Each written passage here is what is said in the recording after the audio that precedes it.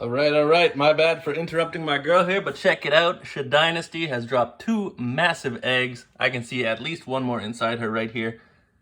Possibly one more after that. She's gonna bite at me now because she's in mom mode. This is fantastic though. I've been checking every day. I knew it was time. It's been 3 months since her last pairing, and sure enough, here are the eggs. 3 more months in the incubator, and we are gonna have babies. She is, of course, a phantom ball python. And her boyfriend, Spermy Dave here, is a Mojave. Unless I'm confused. No, he's a Mojave. So Phantom plus Mojave has a chance to make blue-eyed leucistic, an all-white snake with blue eyes. Very sought after in the hobby. Very beautiful, really cool snake, something I've never produced. And it's not 100% chance. It's kind of like rolling the dice, whether we'll get one or not. And Dynasty here is a smaller snake. She's only going to have 3 or 4 eggs, so we don't get that many rolls of the dice. So really hoping that we get a blue-eyed Lucy. It'll be my first, and it'll be really exciting. In terms of other pregos, for lack of a better word, I'm just kidding, there's better words. Pregnant or gravid snakes is actually the technical term. Big Mama is loaded. Check all these lumps out. Each one of these is a huge egg. Much bigger than a chicken egg, even though she is much smaller than a chicken. Is there anything in there? No, not yet. She's still chilling, but only days away because they're all going to go at more or less the same time. They really seem to cycle up together just the way girls do with their periods in communal living situations. I don't know what the science is behind it, but they all seem to shed right one after the other. And I think that the laying is going to go the same way, but I will keep you posted on when we get what we get. I already checked this girl today, and there is nothing, but look how loaded she is. She is days away. This is Stunner, the Super Pastel Fire Pinstripe, also called a sherbet fly. Not a very common morph, just because there's so many different things in it. And she has, of course, been paired to a Banana Enchi, and we saw phenomenal results from their clutch last year. She is bigger this year and looking like she's going to lay more eggs. I think we got 5 or 4 out of her last time, and I am predicting at least 6, maybe more. So that's exciting. Again, a lot of different genes in the mix here, so we can get a lot of different things, which is always fun. But it's a dice roll as to whether you will get the really cool ones or the more basic ones. And the combos, as well as the combos therein. So can't wait to share that with you. It's going to be sick. That is it for pregnant snakes. Here's Dad, Harry Belafonte, the Banana Enchi ball python. He's doing great. Here we have last year's babies. Not quite a year, obviously. I want to say 3 months away from a year, if my timeline is correct. This is Mona. She's curled up tight in here. These guys are 3 times as big as when they were born, but still just little baby snakes. So not even yearlings yet, but they're doing great. I sold everybody but 2, the 2 best ones. That was Mona, the female Lemon Blast Pinstripe, or I don't even know what she is. And this guy, the star of last year's clutch, the, I believe, Super Pastel, possibly Enchi Pinstripe Banana. This guy's name is Thick Daniel. You can see why, and he's just absolutely gorgeous, so I had to hang on to him. I put him up at the price I wanted, and just nobody was willing to pay it. But I think even if somebody was interested, I wouldn't have sold. I was just doing it to gauge the interest. I love that guy. Anyway, that's what's going on in the rack. I need to leave Shady alone for, I don't know, I'll check back in every 3 hours for just a hot second until I know all the eggs are out, and then I'm going to transfer them to the incubator, and I'll bring you along for that as well. Okay, guys, so remember there were only 2 eggs about 30 seconds ago? There's a third one. I don't know if that was already there or she just popped it out, but I'm sure she doesn't want to be disturbed. I can count the eggs now, though. We're going to get 5 out of her. See, 1, 2, 3, 4, 5. If it's any more than that, I'll be impressed. And look at all the wrinklage here from being stretched out. Awesome. Once she's done, we're going to remove these, and she's going to stop being so instinctively angry and defensive. And then we're going to get her some food. But she did actually just lay the 6th. So here is a very skinny snake with a stressed out coot. Look at that. Yeah, she's gonna need to eat and hydrate right away. She's actually being pretty sweet with me right now. She's not biting. So I tried to film just this last egg coming out. Wow, it's still really soft. They stay soft, they stay leathery, but that one feels like a water balloon right now. So I'm gonna let her chill with them for a couple more hours. The incubator's ready to go, but she's not even biting at me. I don't know if that's because this is just a sweet girl or she's so exhausted. But she seems prepared to abandon her babies. Don't do that. Oh, no. All right, well, like I say, we'll give her a minute. We'll give her a couple hours. I will also have to change her substrate completely because it smells like babies and it's gonna make her very defensive in terms of behavior until we change it out. Get rid of that smell and she goes back to being a normal sweet girl. All right, we are a few hours on. I wanted to wait for the embryo to adhere to the side of the egg. It hasn't been that long, so that may still not have happened. Even if it hasn't though, that is okay, because we're gonna candle them and see what's good. But there's essentially a little bubble thing that contains the actual embryo that's growing inside here. And it's free floating inside of the mother until it's laid. Then it kind of floats to the top and adheres to the side of the shell on the inside, and that's where it grows from. And after that happens, if it gets turned over, the embryo inside will actually drown. So it's not like bird eggs, which the mother actually rotates, multiple times an hour, or at least multiple times a day. But we are going to candle them to make sure that they're all right side up, and we're going to move them into egg boxes, and we're going to move them into my incubator, because while I could leave them here with mom and get maybe a 30 to 60% hatch rate, I can get much closer to 100% hatch rate by putting them in a artificial incubator. So for now, we're just going to put them in this tub with an old shirt to transfer them, and she's going to be defensive, but not really. I think she's just so weak from everything that's gone on. And she just knocked over one of the eggs, but like I said, that's not a big deal. We're going to have a look. None of the eggs are stuck together. Usually they stick all together. That didn't happen here, and it's essentially a good thing because that means I can roll them around and look at them one-on-one when normally you have to kind of be very careful in breaking them apart. We'll put her away and we'll head to the bathroom. All right, we are in here in the dark with nothing but one flashlight as a spotlight.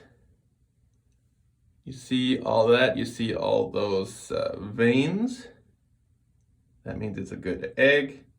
And also right off the bat, you see this little thing that's moving? A little wiggle. It looks like a bubble of air, but it might be air, but I think it's just a bubble. But I think it's just a bubble of essentially denser fluid, which is the actual embryo that's growing. And it's basically microscopic right now. But that's where it is. So this side needs to be up. And that is how I'm going to place them in my egg box. So let me mark it. This girl's name is Shady Nasty or Shadynasty. So I'm going to write SH, and that's the spot. If you guys see this is a mixture of perlite and a little bit of sand and water. I'm not going to get into the specifics of my mixture. Everybody has a different one, but basically you do this so that the eggs don't dry out, and you're trying to mimic the humid conditions of where they would be laid deep in some kind of burrow. But you don't want it to be so wet that the eggs get moldy, because that will kill them real quick. Next up, this is a good looking egg. I see plenty of veinage. And there is the thing. So there's two things to look for, the little bubble, but also you see the nexus of veins. They all come together at that point, for the most part, because that is where all the oxygen and nutrients need to go, right? So check that out. That is number 2. And number 3.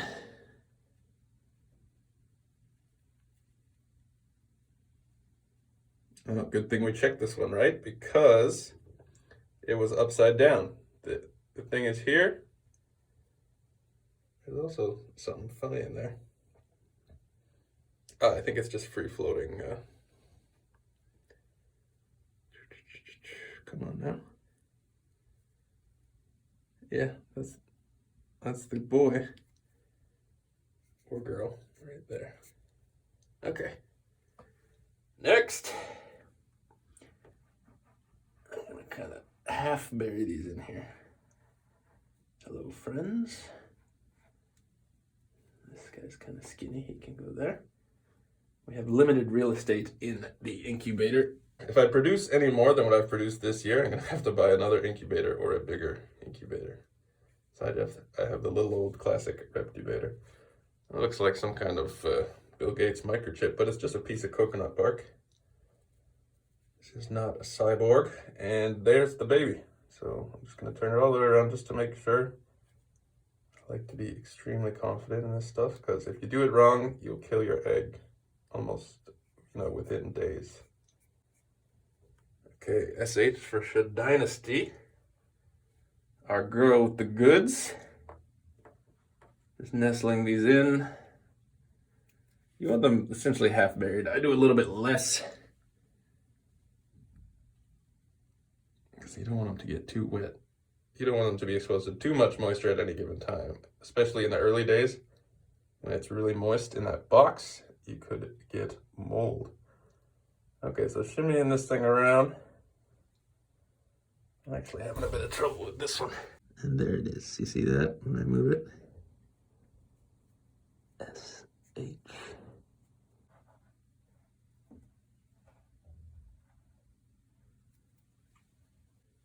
All right, last one was this side up. When laid. And sure enough, it was completely upside down. So that, I guess, is my bad from when I picked them up. They got rolled around because, again, after she lays them, the thing is free floating in here. And then it floats up to the top and attaches. So she laid it this side up, and then I rolled it around in the process of taking it out. I could have been really careful and been sure that I had everything right side up just as how I pulled it out. But you still want to check. You want to be careful because it's a silly way to lose an egg. So that is 6 eggs from our girl Shad Dynasty. I'm so proud of her. She's a really kind of a small snake. I don't know how many I got her this year. She's actually a small snake. I got her this year, and it was her first breeding year. Like she was, when I got her, actually just shy of breeding size. And I brought her up to size over the last, 6 to 8 months. I can't remember how long I've had her. And she killed it. 6 eggs. I've had snakes much bigger than her, only put out 4 eggs in the past. So good job to her, and let's get this egg box in the incubator. All right, gang, so this is called a Reptubator from Zoomed. Zoomed is a really wonderful, reputable company that makes good products. If they want to sponsor me, they should hit me up. These are actually gel ice packs. So these have nothing to do with reptiles, but they're something I had kicking around. And people also put in like water bottles or something. Basically, you just want a liquid that can act as a heat sink. Liquid will hold temperature. So the heat that's radiated from this electric thing here is all well and good. But if I open this up to check on the eggs, the air rushes out and the heat goes with it, right? But if these things are brought up to temperature 2, the temperature stays with them. Not 100%, but it does help a lot, especially if you're someone like me who is nervous about mold forming and checks on your eggs fairly frequently. So I have this Tupperware that I drilled holes in for air, and then I found out that you don't actually want that. So you can use a fully sealed Tupperware. There is gas exchange between the inside of the egg and the outside, but it's so little that they can get away with this, especially when every time I check on it, it's going to open up and replenish. It certainly seemed illogical to me, like I thought you would really want to let these things breathe, but it turns out that it's more important to just keep that humidity in there. So they're gonna go right on top of our heat thingies here. They're gonna go in the Reptibator. You don't have to have this thing, by the way. You can make your own incubator. I think I've even released a video about me making my own incubator. But because last year it was my first time, I was so nervous I didn't want to screw up with my own DIY thing, even though it was pretty rock solid. And I went out and bought this thing. It's probably like third hand. It is in rough shape. I actually stepped on it and broke it. It's made of styrofoam, but I was able to put it back together like a puzzle and duct tape it. So we are going to keep an eye on this thing and make sure that it not only gets up to temperature, but it stays stable, and there's no heat loss over here. So luckily I have a temp gun. I don't have to just trust this number here. I can check every single corner, every square inch of this thing. I'll know exactly what temperature it is. So that's something you gotta have. So yeah, one of these bad boys you can get for 26 bucks Canadian on Amazon. That's even cheaper in American. And they shoot a laser and they tell you what the temperature is. I mean, this is telling me the temperature of the glass here. In any case, even if you're not breeding, this is just great to have because you can check, you know, different spots in your snake's enclosure, and you can know exactly how cool the cool side is, how hot the hot side is, and you can check it all the time. It's just more reliable even than a digital temperature probe, because a thermometer with a probe is just telling you the temperature of where the probe is. But this thing, you can really get the lay of the land all over town, and it's something you just gotta have. So that is gonna be it for another episode, you guys. Here's a little dose of your boy or girl toothpaste. I've been told by a local reptile shop owner that if I bring them in, they will sex her for me by probing, which is when they stick something in them and feel around. And I think it's just not quite warm enough. It's still spring weather out here, and these are delicate snakes. So I will hold off a little bit longer. I could also look into getting a probe kit myself and doing it myself. I have a number of snakes that I would like to probe to just really know what is going on downstairs. Actually, it's only 2. Well, I have a couple I would like to confirm. So that is something I might do as well, and could be a subject of a future video. But, you know, if you do it wrong, you can definitely hurt your snake. So I might leave it to a professional. Although I gotta start sometime, right? Just like with everything else that I've done here. If you enjoyed this video, if you found it informative, be sure to give me a thumbs up, leave me a comment. You can ask me questions. I answer all the comments that I get, certainly all the questions that I get. Show your friends, hit the share button if you thought anything here was useful or interesting. Be sure to subscribe to the channel. I guess I've been doing this stuff for about a year now, because one of my first uploads ever on the channel was egg laying last year. So roughly, still a little bit less than a year doing this stuff. But thanks to everyone who's been there since the beginning, and anybody who's gotten on board along the way. I appreciate you guys, and I will see you soon. Peace.